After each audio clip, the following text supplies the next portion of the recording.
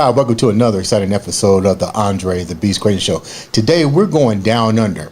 And what I mean by down under, we're going to Australia. We're going to talk to a young lady who is not only an up-and-coming musician, artist, actress, and film producer. She's going to take us down her journey. And on this show, it's about empowerment, education, and universal harmony. And that's what we're bringing today to this show. Her name is very unique, and we're going to start out with her explaining this unique name. Ladies and gentlemen, welcome to the Andre the Beast Quinn Show, the one, the only, the next superstar, Quinn, to the show. What's up, Quinn? Hi, thank you. It's lovely to be here. I like the accent already. Likewise, I love the American accent. Quinn, your resume is, wow, it's a novel.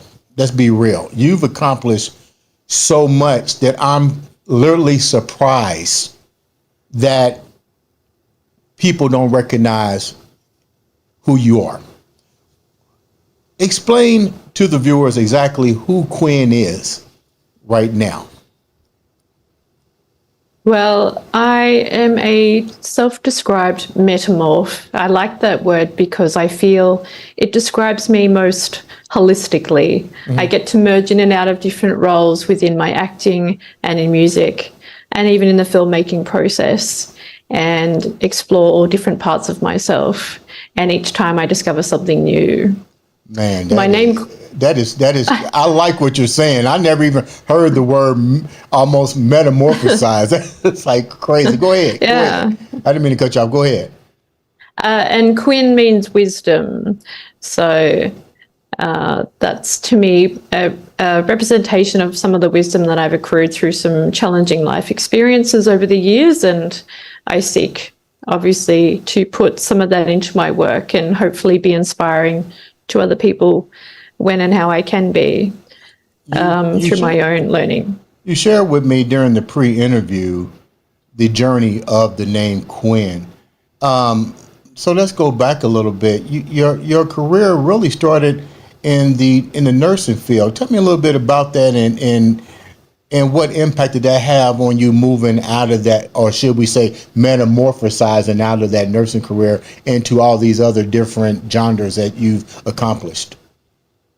Certainly. I started nursing really young, and part of that was due to living in a really tiny town where opportunities for filmmakers and musicians were pretty scarce. Mm-hmm. So nursing was obviously the go-to. And I did that for a while, but each time on shift at the end of the day, I would often stay back and play music for my patients or even some of the visitors and things.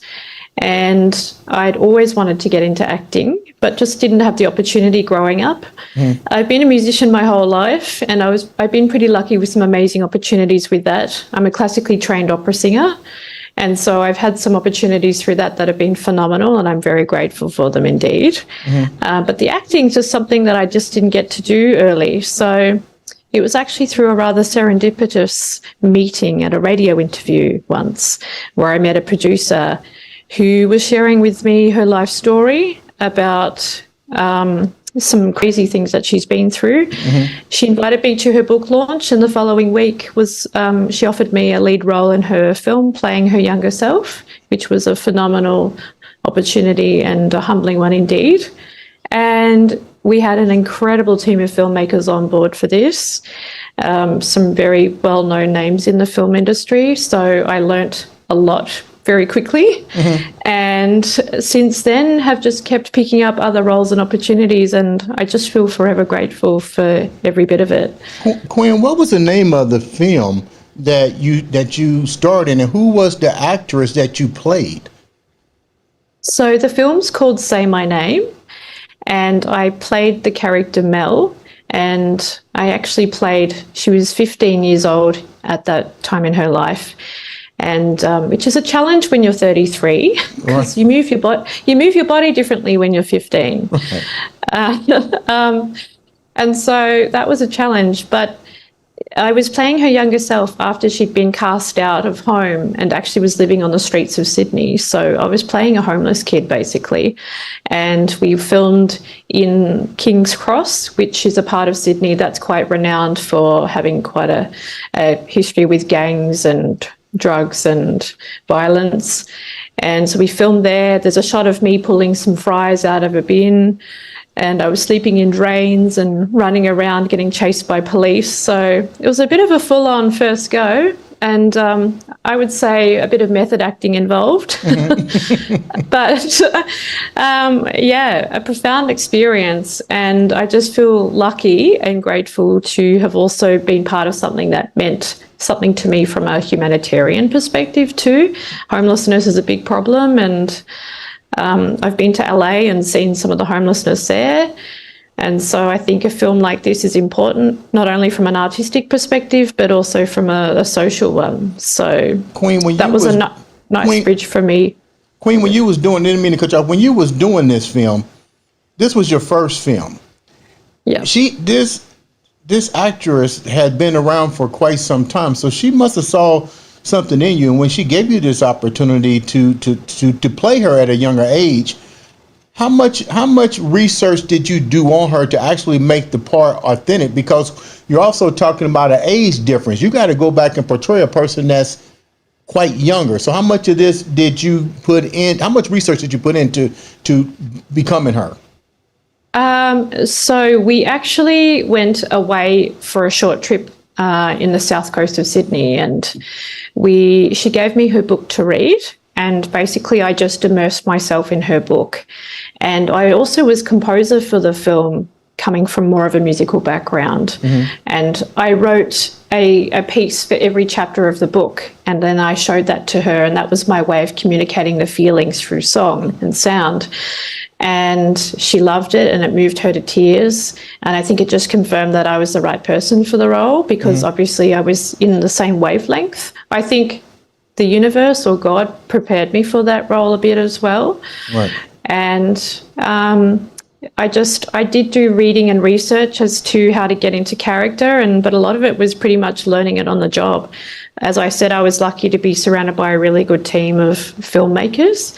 I had Zachary Peel McGregor, who was our director of photography, who's phenomenal, and he was brilliant with me, even counting me into some of the scenes rhythmically, which for me as a musician is totally my language. And it's done quite well with reviews, and it's still doing the rounds actually in some of the international film festivals. But to date, it's won 55 international awards, which is amazing. Right. And I've managed to pull off a couple of Best Actress awards. So that's certainly quite exciting, and quite exciting for her as a producer and writer to get her story out there too. Did you always, this is a two-part question. The first part of the question is, did you always have the intuition that you wanted to pursue this career? And if and about what age? And then the second part of this question is, how difficult was it for you to leave a field of the medical industry, where you're helping people, because you got to have just as much passion to deal with illnesses. And then all of a sudden you do a complete transformation. How hard was that for you? Okay. It was a challenge, and I actually spent some time away from a lot of things that I was involved in, and just absorbed myself in psychology podcasts, because I wanted to do a big switch and I didn't know how. And that was, I found some amazing resources online to just help with my mindset. For me, it was actually building the confidence to get myself out there. And because when you are an actor, like, it's a naked exposing experience. There's no hiding, you're it. And so I had to really build up the confidence first. So for me, it was just working on my mindset and doing lots of meditation. What was the parts that you had to be authentic with, that you was having problems with coming out with the public? Because you're right, you got to be yourself, because eventually if you don't, they're gonna expose you regardless. So what was parts of your life that was difficult for you to become transparent with outside of the shyness? I think just that imposter syndrome of, I didn't grow up in this, so can I even do something like this? Who am I to think that I could step out and do this? There's giants in the acting world. Who would I be to stand up against them? And, perform realistically and authentically. And I think an important thing as an actor, especially I've really confirmed this going along further with other opportunities, you have to know thyself first before you can deliver any authentic performance of anyone else's story. So I think that's what I felt intuition-wise to hone in on first and get to the truth of myself and heal some layers within me before I could step out. And it was a little while later that this opportunity came up. So I think it was all divinely timed, really. So how did your music industry combine with your acting career? Because you shared with me, I guess I could say it, when you was in the medical field, there were times where you had breaks and you was doing both the music and the acting. Did one kind of overpower the other, or how did you manage to try to incorporate both of them into your acting and your musical career? I think for me, I find both the acting and music just as important. They express a different part of myself that the other doesn't express. And so it's kind of this nice holistic package when I have them together. And in some of my films thus far that I've worked on and am working on, I seem to keep finding myself in the music composition side of it and acting or something. And that works really well for me. Coming out of nursing was tricky in some ways because you are dealing in a different headspace. But as I said to you in the pre-interview, I was offered a unique insight into the human experience, and one that you don't often get. You don't get to see people at their most vulnerable in everyday life. And as a nurse, you're offered that privilege. So to carry some of that insight, already being more artistically inclined, and kind of merge it together and then cast it into film is kind of a powerful foundation, actually. And I see nursing as a good gift. In a way, it was my acting school, perhaps. What was it like for you? We talked about different regions, and eventually you said you want to come abroad to the United States to further your career, but you seem to have so much success there. So with so much success there, have there ever been moments that your success has been derailed at points? You know what I mean? So sometimes you can be too successful, like we see in the United States with certain celebrities, that they become so powerful that the slightest thing can derail them, and then their careers go berserk. But have you had any of that experience in Australia? Not particularly. I think I did have an experience around COVID where I was offered an opportunity internationally in California to do a singing tour, and something came, that was COVID, that sort of messed that opportunity up. But as for Australia, not so much. I just take what comes. I'm also an opportunist, so I make the most of opportunity when it comes to. And if no opportunity is coming my way, I make my own. I'm also quite a visionary like that. And I guess that initiative for me helps find or sparks something in someone else. And next thing you know, I'm in a project somewhere. So, yeah, I think I've been lucky like that. What's the difference between Australia acting and movies versus United States, as far as your opinion?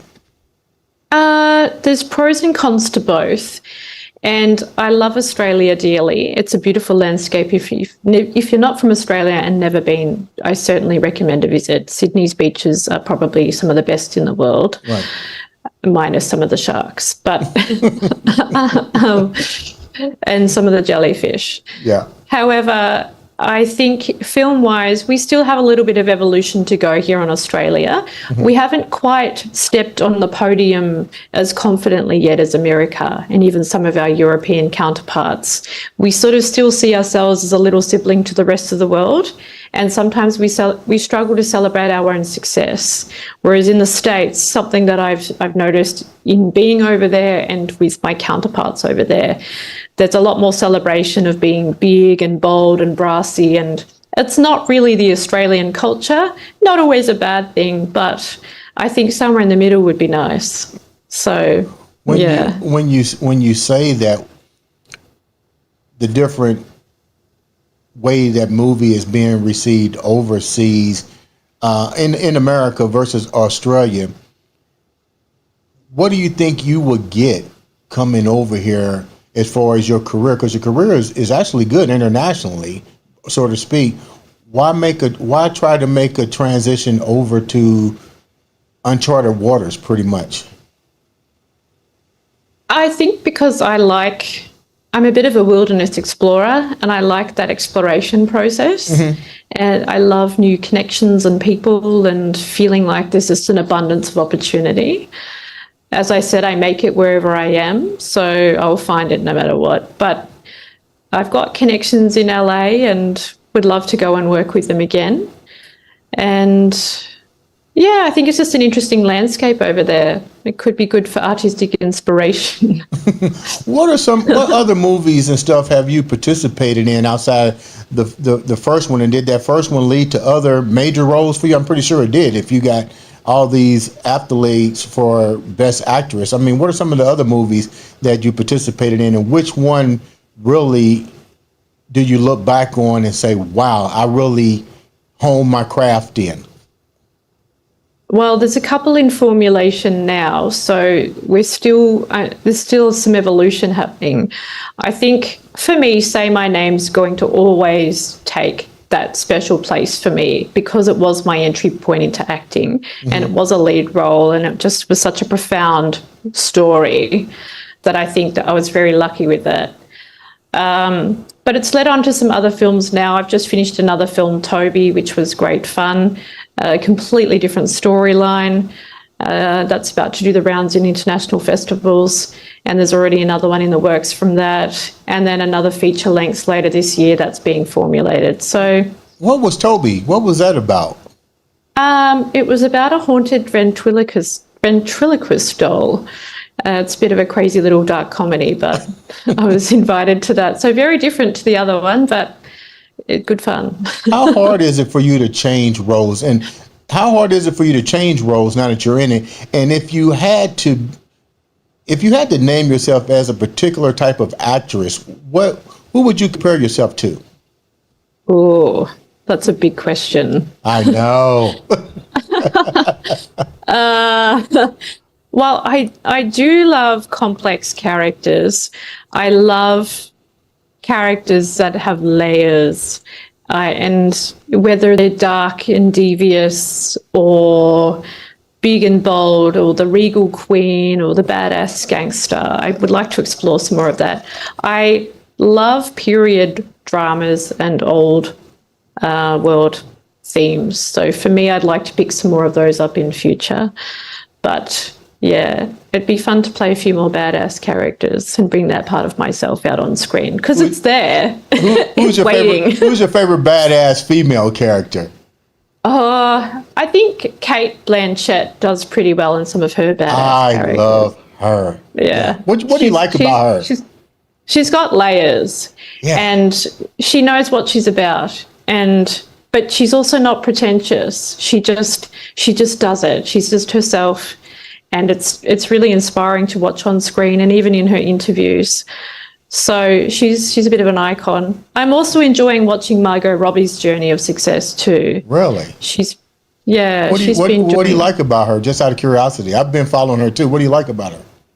I love the fact that even though she's drop dead gorgeous and way more symmetrical than me, she makes a real effort and acknowledges that she likes roles that have more to them than just the aesthetic value. And I really like that part of her.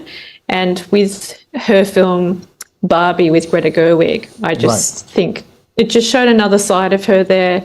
Even though she was playing the stereotypical Barbie, there was so much more to it that I just think was genius. And congrats to them for their success with that. How hard is it for you as a female from Australia to make it in this industry, either in Australia or in the United States? How difficult is it for you as an actress?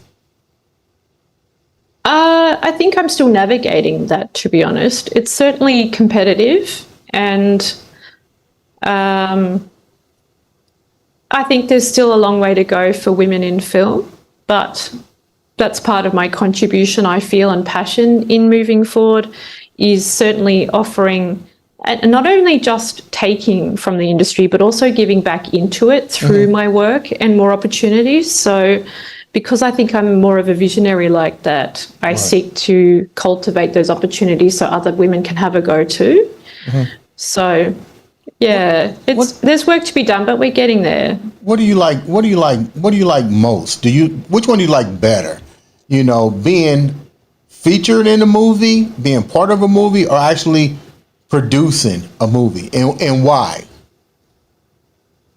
I think there's fun aspects to all of the hats that I wear. I think probably my most favorite would be acting. I love getting in character and being on set. There's something magical about just being there with the cast and the crew and just telling a story.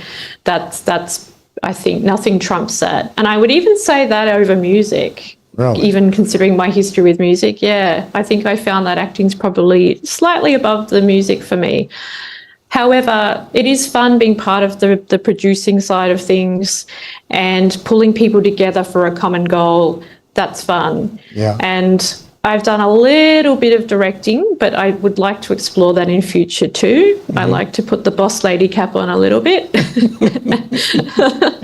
Yes, ma'am.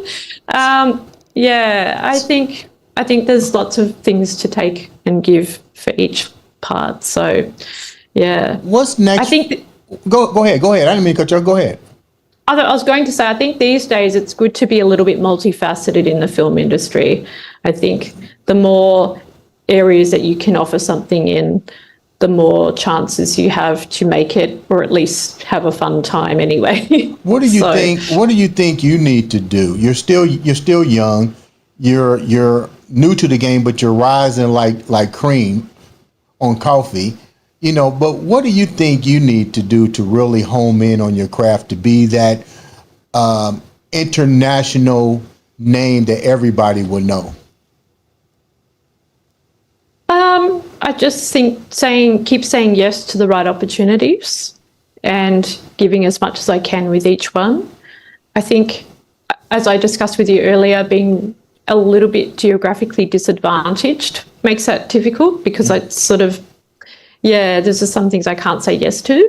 Right. But I think when the time's right, it will be what it is and it will work out the way it needs to. I have full faith in that. Have there been moments of your life where you had to say no and then later look back on it and go, wow, I wish now, hindsight 2020, I should have said yes to that? Probably no. If anything, I've probably had things that I've said yes to that I should have said no to. I'm a sucker for punishment. So what was one of those rare moments that you did that did happen? I'm not sure if I want to put that on screen. Was it that bad? Kinda, yeah. Oh, look, man. I learned from it anyway, and I'm moving on. So, what would you tell someone? What would you tell someone that wanted to get into this industry? Because it's not easy by any means. What would you tell them to do? What would be like 3 pointers if they wanted to pursue acting or music? Firstly, I would say make sure you know yourself first, and make sure that it is really authentic for you first.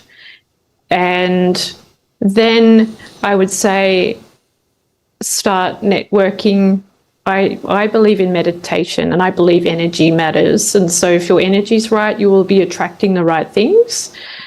And that can take time to cultivate, but I think that's really important, rather than just putting it out there for every little thing. As I said, I'm sort of learning from that. That's not always the best way. It's just aligning with the right things and letting it also come to you as well. Mm-hmm. And yeah, just have fun with the process and try not to take yourself too seriously. Your family, we didn't talk about that. How supportive is your family? Because they have to be like going crazy with the success that you have, and the fact that you gambled on yourself. You put it out there in the universe, and you actually manifested to come to life. How does your family feel about all this positive energy around you? So again, it's not one of those things that a lot of families jump at and think, yes, go into acting, that's a great idea. So of course, years ago, that wasn't encouraged, but now it's been this complete turnaround. And I think having had the film Say My Name as my entry point, and there were so many signs and synchronicities from the universe that was meant for me. My family have just been, I think, amazed and blown away, and surprisingly supportive. And I'm grateful, and I think we all can see that some of my past career experiences, including the nursing, have actually paved or at least provided a bit of a good foundation to switch over into acting. Already being artistically inclined anyway. I think if you weren't artistically inclined, it would be a big switch. But for someone like me who's a bit fruity, it worked somehow. So how can the viewers, Quinn, reach out to you and contact you? And what are some of the movies that you are currently working on that we should be looking forward to watching? Okay. Well, if you want to get in touch with me, I am on social media under Quinn Ellis. And my website, I have a website, it's www.thequinn.art. And so I love reaching out, having people reach out to me and making new contacts. So, get in touch. What was the other question, Andre? I was asking you, tell me about these new movies that are coming out, and how can the viewers actually watch it, and when are they planned to be released? I know that's a lot of information, but I want to make sure that they watch you and support you and make sure you get one of those another awards. Thank you. Well, so they're all actually still doing the rounds in international festivals. So Say My Name's been quite a long process for that. But it will be released, I think, later this year. Mm-hmm. So if you follow me on social media, you will be able to find more information. Say My Name also has its own Instagram page as well, which is curated by our incredible director and writer, Royce Nova. She, is doing a great job displaying some of the work from the film and some of our awards. Toby was also doing the rounds in film festivals, starting with the Sydney Film Festival soon. And there's another couple in formulation, which you'll have to keep your eyes peeled on my social media. I can't say too much yet because they're in early formulation and pre-production stage. So I like it. You know what? Yeah. Quinn, you have a beautiful story. I wish you unlimited success, which I know you're going to have. Hopefully when you come to the States, you'll reach out, let me know you're in town, and stop in live and give us a live interview. Keep us posted on your movie when it's going to be released. We'd love to have you back and share with us what it was like to make that movie. But before we wrap up, leave the viewers with that beast mindset and that universal harmony that you bring to the stage, that you bring to Australia, that you bring into the world right now. Sorry, just repeat that last bit, Andre. I said, leave the viewers with something positive that you live with every single day. Just be grateful for whatever you can find gratitude for. For me, that changed my life. Some days it's really hard to find things to be grateful for, but for me, even if it's just being grateful for yourself and starting with something simple like that, that's what helped me build the confidence to actually get into acting and film. And just find the joy in some of those moments in life. And when it gets dark and tough, just, find the joy within you somehow. And it's amazing how it keeps finding you in remarkable ways. So that would be my little thing is, just embrace the gratitude of life, and life will keep helping you win.